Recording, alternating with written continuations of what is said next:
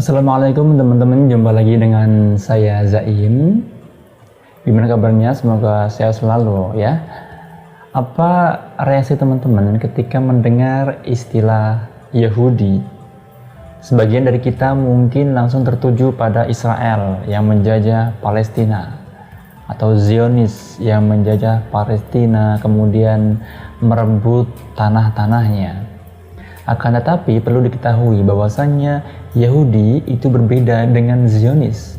Kalau Zionis itu menjajah, kalau Yahudi tidak selamanya memusuhi. Itu ya teman-teman, perlu dibedakan. Bahkan masyarakat Amerika sendiri yang beragama Yahudi itu banyak juga yang tidak setuju dengan apa yang dilakukan oleh Israel kepada rakyat Palestina. Kali ini teman-teman, saya akan ajak kalian untuk ngobrolin tentang salah satu tokoh. Dia mantan Yahudi, akan tapi kemudian masuk Islam menjadi mu'alaf dan menjadi mufassir Al-Quran, dan namanya cukup dikenal dan berpengaruh di dunia Islam, khususnya di era modern. Ia adalah Muhammad Asad atau sebelumnya dikenal dengan nama Leopold Weiss. Mari kita lebih dekat dengan Leopold Weiss atau Muhammad Asad. Leopold Weiss lahir tahun 1900 di Lwów. Dulu daerah ini masuk dalam kerajaan Austria-Hongaria. Jadi Leopold Weiss ini seorang yang tumbuh dan lahir dari keluarga Yahudi yang mana leluhurnya pun juga rata-rata menjadi rabi. Kakeknya rabi dan setelahnya juga menjadi rabi kecuali ayahnya. Rabi sendiri itu kalau dalam bahasa kita itu seperti kiai ya, kiainya orang Yahudi itu disebut rabi atau robi gitu. Di masa mudanya, Weiss atau Leopold Weiss ini sudah menguasai bahasa Aramaik, juga menguasai bahasa Hebrew. Jadi bisa dibayangkan dia menguasai kitab perjanjian lama, dan kemudian dia juga meneliti tafsir dari Bible, Targum. Hebat bukan? Akan tetapi dari kelebihannya ini, dia kemudian menguasai kitab perjanjian lama dan timbul pertanyaan dalam dirinya. Dalam bukunya Turuq to Makkah, dia menceritakan, dulu saya bertanya-tanya, Tuhan dari agama Yahudi itu mengherankan. Kenapa Tuhan yang mana seharusnya itu mencintai seluruh makhluknya, akan tetapi hanya mengutamakan bangsa satu saja, yakni bangsa Ibrani? Ini pertanyaan dari Leopold Weiss muda waktu itu, yang mana kemudian akhirnya membuat dia menjadi agnostik atau mempertanyakan keberadaan Tuhan. Ini juga dulu dialami oleh rata-rata pemuda-pemuda di masanya ya, di masa Leopold Weiss masih muda. Leopold Weiss juga sempat belajar di University of Vienna di Austria, dan pada akhirnya dia juga pindah dari Austria kemudian pindah ke Jerman, tepatnya di Berlin. Disinilah Leopold Weiss kemudian diterima sebagai wartawan di salah satu surat kabar terkenal waktu itu di Jerman, yakni Frankfurter Zeitung. Dan dari sinilah perjalanan karir dan petualangan Leopold Weiss ini pada akhirnya dimulai. Sebagai jurnalis, dia mengunjungi beberapa negara-negara di Timur Tengah seperti Mesir, Palestina, kemudian Syria, kemudian juga Turki. Dari kunjungan-kunjungannya ini, dia juga otomatis berbincang, bergumul dengan masyarakat Badui, bergumul dengan masyarakat kampung. Namun tidak cukup itu, dia juga sempat bertemu dengan salah satu tokoh penting dalam dunia Islam, yakni Al-Maraghi. Al-Maraghi adalah salah satu mantan rektor Al-Azhar di Mesir ya.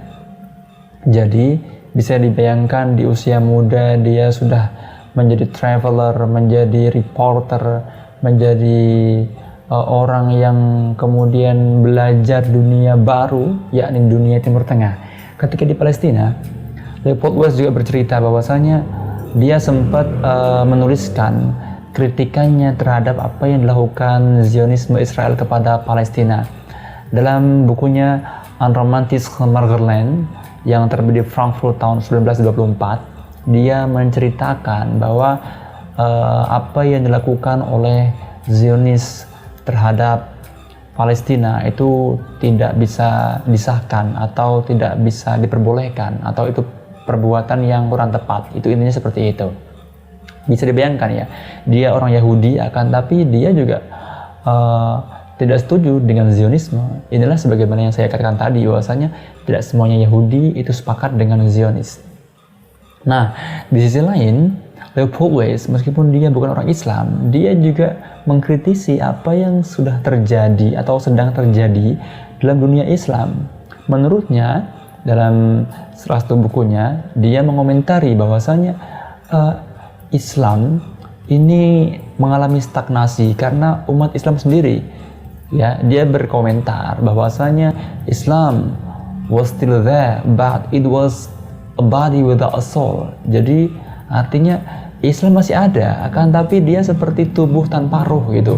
Itu komentar Leopold Weiss sebagai outsider, sebagai orang luar yang mengomentari stagnasi dalam dunia Islam waktu itu. Kemudian setelah dia kembali dari Timur Tengah, dia kembali ke Jerman, dia kemudian mengalami semacam kayak kebimbangan tentang keyakinannya. Dia melihat keberagaman yang ada di dunia Islam itu sungguh menenteramkan, dan pada akhirnya inilah tahun-tahun yang penting bagi Leopold Weiss. Sekitar tahun 1926 dia akhirnya bersyahadah, kemudian menjadi mu'alaf. Disinilah awal mula nama Leopold Weiss dirubah menjadi Muhammad Asad. Setelah Muhammad Asad, yakni Leopold Weiss yang baru, menjadi mu'alaf, dia kemudian mengunjungi lagi Timur Tengah. Negara Timur Tengah kali ini mengunjungi Arab Saudi, ya. Sekalian dia juga melaksanakan ibadah haji. Di Arab Saudi sendiri dia tinggal di sana selama sekitar 6 tahun, ya. Dia juga cukup dekat dan hangat dengan King Abdul Aziz Ibn Saud. Jadi Abdul Aziz bin Saud ini cukup dekat dengan Muhammad Asad sebagai orang luar yang masuk Islam sebagai mu'allaf, yang mana ini cukup memberikan angin segar bagi Muhammad Asad untuk entah itu belajar Islam, entah itu menganalisis atau melihat bagaimana suasana di Arab Saudi.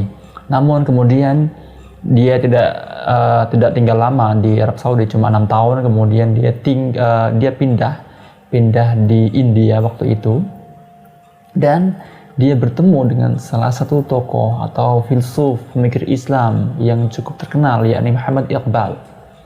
Menurut saya Muhammad Iqbal inilah orang yang bertanggung jawab terhadap Muhammad Asad, yang mana sebelumnya dia memiliki keinginan untuk mengunjungi beberapa negara di Asia, termasuk Indonesia. Akan tetapi atas bujukan Muhammad Iqbal ini, akhirnya Muhammad Asad akhirnya tinggal di India dan kemudian menjadi tokoh penting yang menjadi salah satu pendiri negara Pakistan, ya. Negara Pakistan ini kan akhirnya merdeka dari India tahun 1947. Disinilah Muhammad Asad kemudian dipercaya oleh rakyat Pakistan. Dia semacam menjadi diplomat, kemudian dia juga menjadi orang penting di Pakistan. Akan tapi ketika di Pakistan, dia kemudian tidak lama, dia akhirnya pindah lagi di New York, Amerika. Setelah Muhammad Asad ini kembali dari Pakistan ke dunia barat, yakni ke Amerika, New York, kemudian dia sempat di Spanyol, kemudian sempat juga di Maroko, dia akhirnya menetap di Spanyol. Disinilah dia mencoba untuk mencurahkan segenap apa yang dia punya, ijtihadnya, yakni dengan menulis kitab tafsir yang berjudul The Message of the Quran, ya. Tafsir ini adalah tafsir yang mencoba untuk salah satu tujuannya untuk menjadi jembatan antara Islam, agama Islam dengan rasionalitas orang-orang barat. Jadi bisa diketahui kalau tafsir ini memang mencoba untuk menggunakan pendekatan-pendekatan yang rasional ya, birro'i kalau dalam tradisi ilmu tafsir itu. Ketika tafsir ini sudah terbit, memang ada yang menolak, ada juga yang menerima. Salah satu yang menolak yakni Kerajaan Saudi. Kerajaan Saudi ketika itu menolak, mungkin di antara isinya nggak sesuai dengan apa yang diyakini oleh Kerajaan Saudi. Namun demikian juga banyak juga yang bernada positif, tanggapan positif datang kepada Muhammad Asad. Jadi tafsir ini itu genap diselesaikan di usianya yang ke-80 tahun, ya Muhammad Asad. Dan ketika itu setelah dia selesai mempublish karya monumentalnya ini, dia tinggal di Spanyol dan kemudian akhirnya dia wafat tahun 1992 dan dikebumikan di Granada, Spanyol. Jadi inilah perjalanan hidup dari Muhammad Asad sebagai tokoh, sebagai traveler, sebagai diplomat, negarawan, kemudian politikus ketika di Pakistan juga. Nah, setelah itu kita akan membahas bagaimana apa yang terjadi dan apa yang ada dalam tafsirnya. Kenapa kemudian ada yang menerima, kemudian ada yang menolak. Nah, salah satu yang cukup membuat kontroversi bagi sebagian kalangan adalah pendapat Muhammad Asad dalam kitab tafsirnya ketika menafsirkan surah Al-Anbiya ayat 69 yang berbunyi, "Qulna ya narukuni bardaw wa salaman ala Ibrahim." Kami berfirman, kata Allah, "Wahai api, jadilah kamu dingin," dan kemudian menyelamatkan Nabi Ibrahim. Nah, bagi Muhammad Asad, dia tidak memahami seperti harfiah, bunyi harfiah.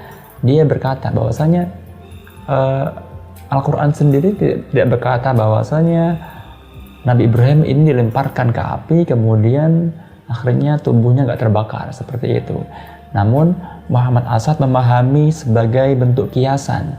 Bisa jadi kemungkinan ini Nabi Ibrahim ini sedang mengalami panasnya api penganiayaan dari penguasa waktu itu, dan kemudian diselamatkan oleh Allah. Nah, ini penafsiran atau pendapat dari Muhammad Asad, dan juga ada pendapat-pendapat yang lain terkait dengan mukjizat kenabian seperti Nabi Musa ketika dikejar oleh Fir'aun di laut, kemudian lautnya disibakkan. Itu Muhammad Asad punya pandangan yang lain terkait hal ini.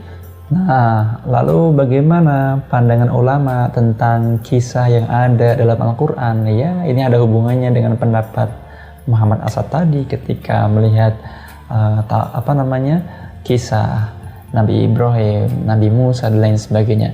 Jadi, ada dua pendapat utama ulama ketika melihat kisah dalam Al-Quran. Pertama, mereka memahami ayat kisah itu memang terjadi di dunia nyata. Yang kedua, mereka memahami bahwasanya itu tidak, atau kisah itu tidak terjadi di dunia nyata, akan tetapi ia hanya sebagai simbol, ya, sebagaimana dikatakan oleh Asad tadi, kiasan, yang mana intinya adalah nilai yang ada di balik kisah itu. Ini dua pendapat yang berbeda. Nah, namun ada pendapat lain yang mengatakan bahwasanya untuk kisah-kisah Nabi, khusus untuk kisah-kisah Nabi, itu tidak dipahami secara kiasan atau simbolik, karena mungkin ini berkaitan dengan apa yang sudah diimani, dipercaya, dan diyakini oleh kebanyakan orang awam, ya. Jadi supaya nggak bingung, kemudian untuk kisah-kisah Nabi itu nggak usah dipahami secara kiasan. Seperti itu, teman-teman. Apa yang kita bisa ambil dari Muhammad Asad, perjuangannya, kegigihannya, sampai kemudian mengantarkannya menjadi tokoh terkenal dan kemudian menjadi mufassir. Semoga ada manfaatnya. Kita akan jumpa lagi di video selanjutnya. Jangan lupa like, share, comment, and subscribe. Terima kasih. Assalamualaikum.